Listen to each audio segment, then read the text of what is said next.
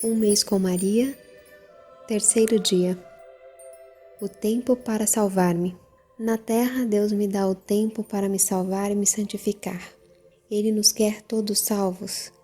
1 Timóteo, capítulo 2, versículo 4.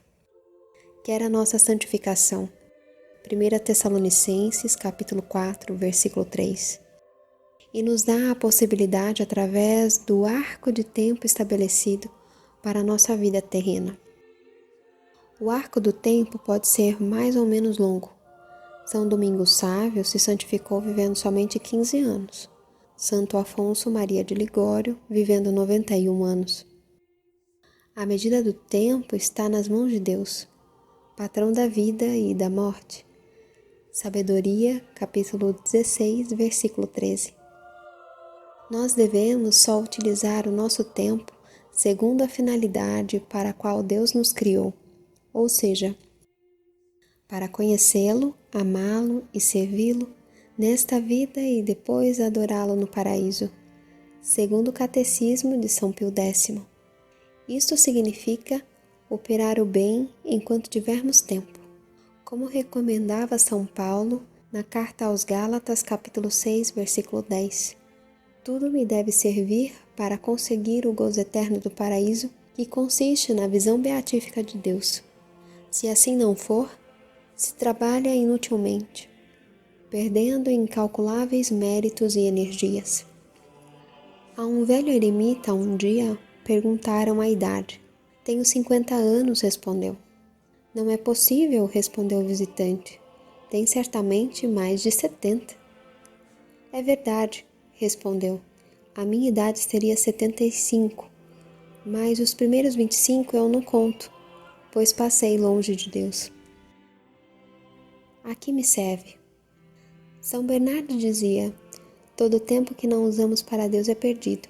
Por isso São Luís Gonzaga, como tantos outros santos, se propôs a perguntar-se antes de cada ação, a que me serve para a eternidade?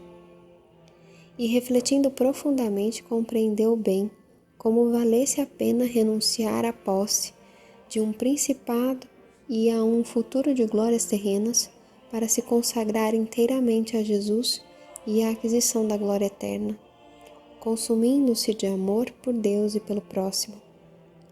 Santo Afonso Maria de Ligório obrigou-se com um voto especial, o de não perder um átimo de tempo, e o observava com um heroísmo que comovia.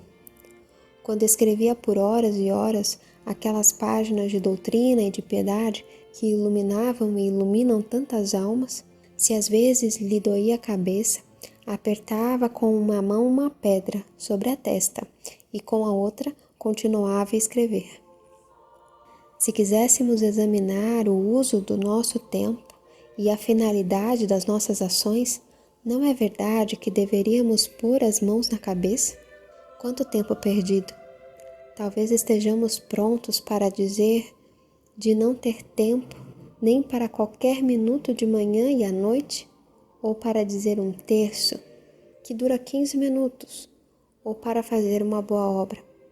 E depois não nos damos conta de perder a cada dia horas de tempo livre vendo televisão, ou indo ao cinema, ou em divertimentos, cigarros, canções, conversas fiadas. Este é o uso do tempo livre de muitos cristãos. Colho o que semeio. O que dizer da finalidade sobrenatural que deveriam ter as nossas ações? Agimos somente com finalidade de lucro.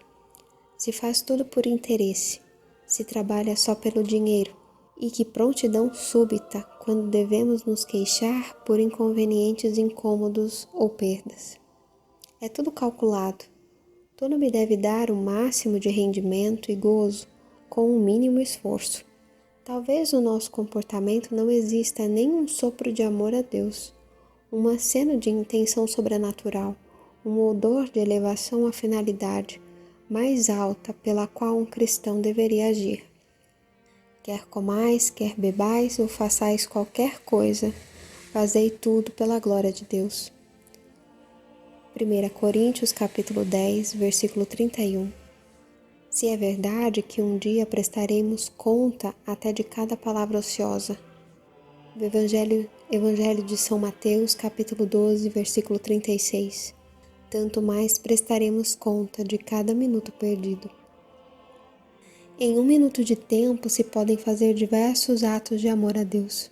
Assim faziam Santa Bertila, que passava pelos quartos do hospital recitando amorosamente o rosário. Nós, ao invés, passamos de ação em ação, de lugar em lugar, só atentos ao nosso interesse. Mas não nos iludamos. Aquilo que o homem semear, aquilo colherá. Gálatas, capítulo 6, versículo 8. Se enchermos o nosso tempo de ações feitas para Deus, colheremos um dia a visão serena de Deus. Se ao contrário, colheremos os sofrimentos do purgatório, ou, não queira Deus, do inferno eterno.